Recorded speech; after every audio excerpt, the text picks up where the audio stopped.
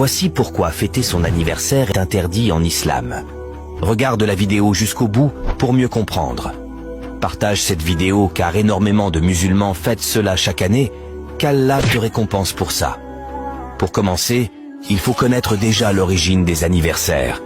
D'une simple recherche Google, on apprend que cette coutume date de l'Antiquité.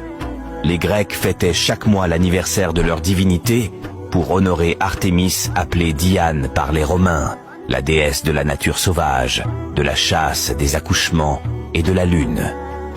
Ils préparaient des gâteaux ronds avec des bougies, et ils faisaient un vœu en soufflant les bougies. Et là immédiatement, on voit clairement que cela est en contradiction avec l'islam. Nous avons un seul Dieu, et c'est Allah Azza wa Jal. Cela est même le pire des péchés en islam, le shirk. On continue. Maintenant, décortiquons ensemble cette fête pour voir les subtilités. Quand on fête son anniversaire, on se retrouve dans un endroit sombre avec un gâteau et des bougies. Jusque-là, rien d'extraordinaire. Mais les gens autour de toi chantent « Joyeux anniversaire » dans un endroit sombre.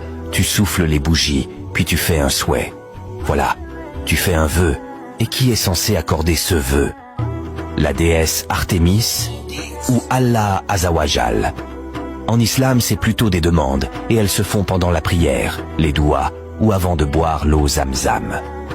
Cette fête d'anniversaire ressemble plutôt à un sombre rituel qu'une simple fête. Chaque semaine, nous avons le vendredi comme fête. En effet, l'ange Djibril alayhi salam a présenté le vendredi au prophète Muhammad, paix et salut d'Allah sur lui, et lui dit « Ceci est le vendredi. Allah te le présente afin qu'il soit une fête pour toi, ainsi que ta communauté après toi. Hormis le vendredi, nous avons 2 grandes fêtes dans l'année. Cela est largement suffisant pour offrir des cadeaux à nos proches. Je termine par ce hadith.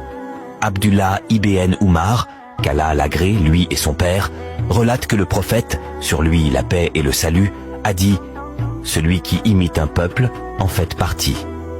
Là encore, on voit clairement qu'on doit s'éloigner de cette fête pour ne pas commettre le pire des péchés.